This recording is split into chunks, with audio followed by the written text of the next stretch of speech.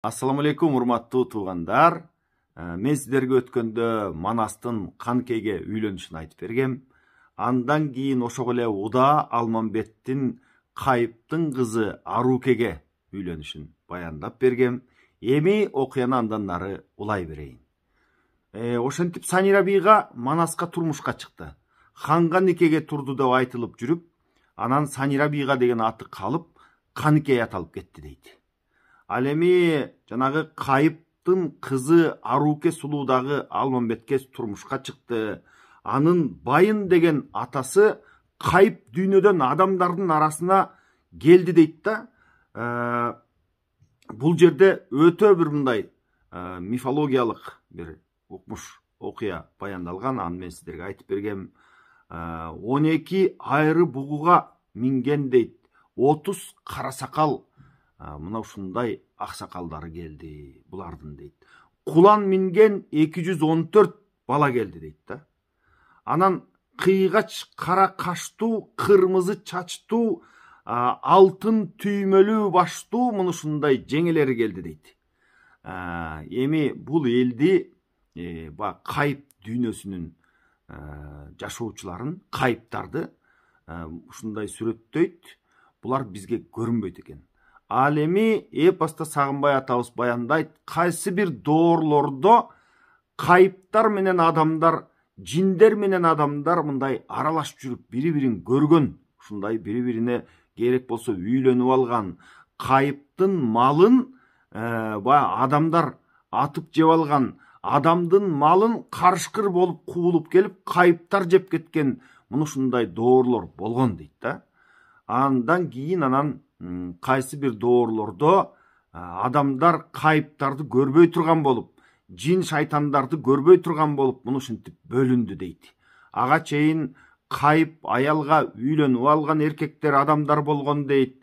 Кайыптын малын багып алгандар болгон дейт. Кадимки кийик аткандай эле Кайыптан пайда болгон кийиктерди, кулжаларды, маралдарды мындай атып келип алчу эле дейт.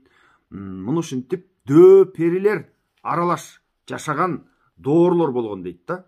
Дөө перилердин мекенин Көйкап деп да атап койчу эле дейт да. Анан азыр эми булар бул дүнүйөлөр биздин көзүбүзгө көрүнбөйт. Бирок арасы 6 жылчылык мындай жолдон алеки заматта келип калган мына ушундай кайыптар дүйнөсү бар. Бул кайыптар баягындай жиндерден кыйла өйдө, адамдардан кыйла өйдө, мына ушундай өнүккөн, мына ушундай баягы өтө башкача жаралган макулуктар экен да. Мына ошол кайыптар келип, анан Арукеге 60-тай жеңеси келди дейт. Апасы баштап келген аялдар келди дейт. Булардын чачтары кырмызы, жүзү ак, нурдуу, биринен өткөн, бири сулуу, перидей ушундай бир өтө башкача эл болчу дейт да. Чачы кырмызы дегенден баарыбыз түшүнөбүз, кызыл чач.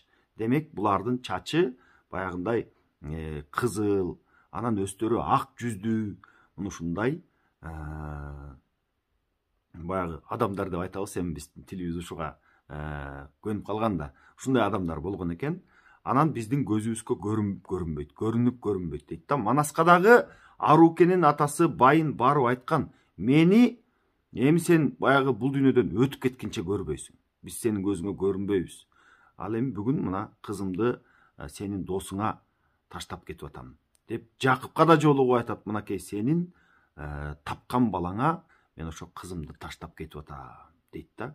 Арукенин апасы, жанагы жеңелери, эжелери, мына ушундай 60-тай аял келди дейт. Анан Арукеге аябай ыйлашты дейт да. Эми сен адам болуп кеттиң.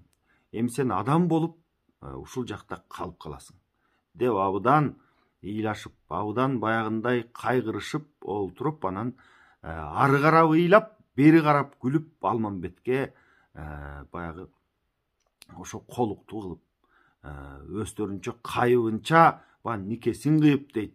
Мына ушинтип анан Алмамбетке тапшырып, өздөрү болсо баягы Арукенин атасы Байын эшикке чыгып, өксүп бир кыйкырып алды дейт, ошо менен жок болушту дейт. Бири калбай, жада калса жерде изи калбай жок болду дейт да. Анан 40 жигиттин баарысы Каныкейдин 40 нөкөрүнө үйлөнүп, андан кийин Кыргызга келишип, жайма-жай жашап турду дейт. Анан bir күнү көптөн бери көкчөнү көрбөй калдык. Bir көкчөгө барып кабар алып келеличи деп Алмамбетти ээрчитип алышып, булар Алтайдын бөксөсүн жердеген көкчөнү көздөй жөнөштү дейт. Анын үстүнө көкчө кайсы бир баягындай элдер менен тирешип, калмактар менен дагы согушуп, жер талашып калган экен дейт. Манас көкчөнүн элин камаган, көкчөнүн жерин талашкан душмандарды жеңгенден кийин, баягы көкчөнүн калабасын чечкенден кийин, анан Алтай тоого жакын Иле дайрасын бойлоп ууга чыгып, муну ушинтип кийик атышып жүрүштү дейт. Иле дайрасына жакын жерде Кара талдын оюнда дейт, кайнар суунун боюнда туруп мына караса, алыстан тетигил Кытай жактан бир көч келатты дейт. Эми мындай көчпү деп караса, көчтөй эмес дейт. Жообу десе, жоодой эмес дейт. Bir turup жоо кийимин кийингени бар арасында дейт. Жүйөсү бар, төө мингени бар. Кыргызбы десе, кыргыздай эмес дейт. Баягы кыргызга окшошуп кетет бир аз дейт. Калмакпы десе, калмакка окшошуп барып, такыр кошпойт дейт. Маңгулбу десе, маңгул эмес. Кытайбы десе, Кытай эмес. Муну ушундай эл келатты дейт да. Жакындап калганда караса, көбүнүн кийими тытылган, айрылган, жупуну, айрымдары төө минген, айрымдары ат минген, айрымдары качыр минген, аялдарынын кийимдери болсо таптакыр тытылып калган, балдарынын, чалдарынын, жаштарынын беттери ботала, кийимдери болсо ушундай чамбылала, муну ушундай жүдөгөн бир көч экен дейт да. Жакын келип калганда сураса, Үсөн деген аксакал сакалын агаралап калган киши экен дейт. Ошол киши кимсиң сен десе, Кытайча салам берди дейт да. Анан берки жактан эми кыргыздар Кытайча саламына алек алышпастан, анан бакай туруп булардын дарек жайын сурады дейт. Силер ким деген болосуңар, кайдан келе жаткан элсиңер десе, жанагы сакалын агаралап карый түшкөн Үсөн дегени интип айтып турду да. Эми балам, менин жайымды сурай турган болсоң, менин баш катам огускан, анан малдуу болгондуктан кырда жашаган, андан кийин аларды элдин баары 40 огус деп атаган кыргыз дегенден боломун. Ал эми менин жети атамды сурай турган болсоң, баш катам Бабыркан, Бабырдан Төбөй, Төбөйдөн Гөгөй дейт да. Гөгөйдөн 3 бала болгон Ногой, Шыгай, Чыйырды деп. Ал эми Ногойдон 4 бала болгон Орозду, Бай, Үсөн, Жакып деген. Ошонун 3-чү уулу Үсөн деген мен боломун, айланайын балам. Тигин Ногой өлгөндөн кийин Кытай калмак биригип башыбызга каран түндү салган соң, элибиздин баарын чачып түбүбүзгө жеткен соң, мен 24 жашымда колго түшүп кеткенмин. Мына ошол 24 жашымда алып барып башыма тери кийгизип дейт. Ушул жерде маңкут деген сөздү айтып атат да. Башыма тери кийгизип, Жуушаңгыр деген жерге алып барып таштап коюшту. Көзүмдү байлап Алтай жол жүрүп мына ошол жерге жеткиришти дейт. Жуушаңгыр деген жердин ушунчалык баягындай шарты начар дейт. Болгону 2 ай эле жаз болот дейт да. Мына ошол жакта Самайыт деген түрк тектүү эл бар дейт. Анан мындай айтат да, кийикти багып мал кылган дейт. Болгону 2 ай жаз болот, калган учуру ушунчалык катаал кыш деп атпайбы? Демек, азыр биз билген баягы бугуп аккан түндүктөгү элдер жөнүндө кеп болуп жатат да. Анын жанып жагында дейт, эми жанып жагы деген оң жак болуп айтылат экен, Байкөл деген көл бар дейт. Андан кийин түндүк чыгыш жагында Тундра деген жер бар, аякта түрк уулунун кени бар дейт да. Ушунчалык баягы түрк тектүү элдер көп дейт. Мына ошол жакта жүрүп 60га жеткенде араң Манастын жайын укту дейт. Булар чынында эле баягы Ногой өлгөндөн кийин Кытай калмак биригип бул баягы Азияны чапкандан кийин Анжиян бул жагы Наман деп коет, эми бул жагы Чүйбүт бардын чапкандан кийин анан элди чилдей таратат да. Ошондо Кытайдын астында калып бул жерде жашап калгандагы түрк тилдүү элдер болгон экен. Анын бири жана Ташкентти башкарган Көкөтөй атабыз. Мына ошондо колго түшүп Үсөн кеткен экен да. Ал эми Орозду менен бай болсо ушул Памир тоосунда Опол тоо деген бир жер бар экен. Мына ошол жакты жер деп калып калган дейт да. Малга анча эмес дейт. Ушундай бир жер болчу дейт. Анын үстүнө Ороздунун балдары, Ороздунун 10 баласы болгон дейт. Бирине бири батышпаган, ушунчалык чыр болчу. Анан кокус эле бири-бири менен ынтымакка келип калса, байдын уулу Бакайды тоноп, анын малын айдап кетип, муну ушундай бир эч жака белине эжа бербеген, муну ушундай начар адамдар болчу да.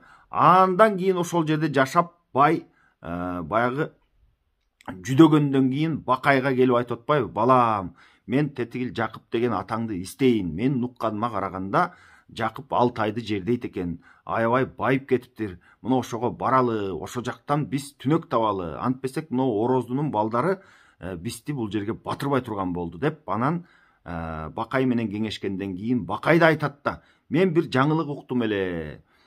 Ошол Жакып Алтайда Манас деген уулду болуп, абдан чоң байге өткөздү деп уктум эле. Менимче Манас деле чоңоюп калгандыр. Эми барсаңыз барып келиңиз деп, анан бай ошентип келе жатып жолдон Нескаранын колуна түшүп, жанагы Кытайды көздөй абдан чоң арык казып аткан экен дейт. Мына ошол арык каскандар менен кошулуп, арык казып иштеп, андан кийин Нескара Манасты чапканы 4,5 миң голду алып кеткенде, алардын артынан анан бул бай эми карып эле калган экен. Ошол учурда байба арык казып атып, ачкадан алы кетип, анан эси ооп жыгылат, нары алып барып сүйрөп таштап салгыла, анан көмүп таштагыла бирдеме менен деп, анткени баягы арык казып аткан элдин арасынан өлгөндү ошол арыктан чыккан баягындай топурак менен эле көмүп коюп эле кете беришкен да бул кытайлар. Анан ошол топуракка чала көмүлүп калган бай Тетигил Нескаранын артынан жүрүп олтуруп анан Манасты тапкан да. Ороздунун 10 уулу болсо кийин Манаска кошулган. Кошулганда дагы булар аябай эле баягы ырчырлуу келген олжону да тоноп кетет. Анан Манас тийбейт аларга. Баягы көкүрөгү тойсун, байлыкка мындай бир көзү тойсун, анан өздөрү оңолуп калар деп. Бирок оңолгон жок. Алардан 2 бала Манастын колунда 40 чоронун эң мыктылары болуп жүрөт. Бирокчу баягы аккан арыктан суу агат демекчи, Орозду тигил Ногойдун хандардын балдары болгондуктан 2 бала түзүк чыкты дейт да. Бири сыргак болот, бири серек болот. Мына Ороздунун балдары мына ушундай. Ал эми байдын баласы болсо кадимки хан Бакай. Ал Манастын жанында Манаска кеңеш берип, Манастын абасы болуп жүрөт да. Ал эми Үсөн болсо жанагы көк чөкөс көз камандардын атасы. Мына ошол Үсөн жанагындай санжырасын Бакайга саймендиреп бергенде Бакай бакырып жатып калды дейт, абаке деп. Бул эми Сагынбай атабыздын варианты боюнча. Ал эми 1958 жылкы чыккан Орток Манаста ал жака Саякбай атабыздын вариантындагы Манаста кирген, анда мындайча баяндалат. Бул Тетигил түп бейжинде бак бурчунда олтурган Эсенкан өзүнүн бүткүл баатырларын чогултуп, анан мындай деп айтты дейт. Тетигил күн батыштагы Кыргыз деген элдин жанагы чыккан ханы Манас абдан катуу бизге жоо болду. Эгер аны тим койсок, 5-6 жылдын ичинде ушул Бейжинге келип, жамгыр кылып, жаа тартып, мөндүр кылып, ок атып, Бейжинди чаап албаса эле болгону. Ошондуктан азыр муну жайлайлы, бир айласын табалы деп Тетигил чогулган жана Коңурбай, Жолой баш болгон баатырларынын барысына айтты дейт. Эми ушул Манасты тындым кылып келе турган болсоңор, Манастын көзүн тазалай турган болсоңор, ошол ким ушул ишти аткарса, Тетигил Манас ээлеген жердин баарысын ага кошуп, Маңгул калмак элдин 2 тизгин бир чылбырын мына ошого карматам. Ошонуңарды хан кылам деп айтты дейт да. Эми аны укканда деле тигил баатырлар эми Манас керек болсо Эсенканды чоочутуп атса, биз кантип Манасты алмак элек, биз кантип анын айласын тапмак элек деп муну ушинтип турушканда, анан баарысы кеңешип олтуруп бир акылга келишти дейт. Ушул Манаска тууган Үсөн деген Жакыптын бир тууганы колго түшүп келди эле. Жанагы көз каман, көк чөкөс деген балдары кыргыз экенин унутуп, эли жерин тегин унутуп койду эле. Муну ушуларды чакыралы дагы, ушул шартты муну ушу кишинин балдарына баарысына айталы деп анан кийин чакырып, жанагы шартты айтканда тигилер төөсү көккө жетип сүйүнүп, көнүп, шерттешип, антташып, Манасты жайламакка, Манаска уу берип жок кылмакка, уудан мол алып дейт, жанына анча-мынча жигиттерден эшитип кол алып дейт, анан калп эле бечара болуп бери көздөй чыкты дейт да. Мына ошолор бери чыгып келе жатып, анан бечара болуп, калп эле байкуш болуп Манаска минтип кат жазып атат да. Мен аны сиздерге ошол 1958 жылкы чыккан Манастан окуп берейин. Арам ойлуу көз каман эр Манаска кат берет. Берген катын карасаң ыйлап боздоп бек жазган, кабылам Манас баатырым түбүбүз тууган деп жазган. Чоң атаң ороздуу баатыр өлгөндө маңгул калма, кыргызды малдай айда бөлгөндө алыгы уруп кыргыз журт ар кайда тентип калганда, ала тоо бетин көрө албай атаганат дүнүйай курган баш болдуң арманда. Бейжинди көздөй бет алып тентидик кирдик түн көрдүк, кара Кытай манжуунун бадасын багып күн көрдүк. Падышам Манас байкап ал, бордой тоздук көзүң сал, бададан бүткөн быдырды чачып тентип келебиз. Куш учпаган чөл менен ит баспаган бел менен азып тентип келебиз. Алтайга минсең арбас буудан деп тентип келебиз. Атабыз бирге ыймандаш тууган деп тентип келебиз. Балтырдын баарын жоруттук, боконо сөөктүң ооруттук, баатыр жүзүңдү качан көрөбүз. Калмак жапты көчүмдү, кара Кытай шибеден ала албай келем өчүмдү. Майып кетип сөөк калып арып кетип баратам, Манасым качан көрөм деп карып кетип баратам. Бу дүйнөн тозогун көрүп кетип баратам, акыл качып ал кетип, падышам сени көрө албай өлүп кетип баратам. Мен каканда турганда уламады, уладым, билгичтерден сурадым, кулдук күн көрүп көп жүрдүм, кабылам Манас көк жалга айыл консом деп жүрдүм деп мына ушундай катты боздоп сыздап жазды дейт. Анан эми ал катты баягы Манас алгандан кийин Бакай жана башкалардын баарысы менен кеңешип, тетигил атамдын бир тууганы Үсөн Кытайда ушинтип кор болуп жүрүп, Кытайдын колунда башына жанагынтип тери кийип маңкурт болуп жүрүп, акыры бери көздөй качып келаткан турбайбы бала чакасы менен деп. Бул эми жанагы 1958 жылы чыккан Орток Манас боюнча, негизи Саякбай атабыздын варианты боюнча да. Ал эми Сагынбай атабыздын варианты боюнча жанагы Илээнин жанында жүргөндө тетигил алыстан жүдөп какап келе жаткан көчкө анан Манастар ошол жерден жолугуп жатат да. Негизи эле окуянын жүрүшү ушул. Тетигил жактан келе жатып Илээнин жанынан Сагынбай атабыздын варианты боюнча жанагы Үсөнгө ошол жерден жолугуп жатат. Ал эми тетигил Үсөн Саякбай атабыздын вариантында жанагынтип кат жазып Кытайдан бери көздөй жөнөдү. Бирок тапшырмасы бир эле. Булар Манасты тындым кылып, Манасты уу берип, ошол ичтен жайлап, андан кийин жанагы Эсенкандын убадасы боюнча айтылган максатына жетүү. Эми туугандар, окуя мына ушул жерден токтой турсун. Калган уландысын кийинки көрсөтүүдө айтып берем буйруса. Аман туруңуздар.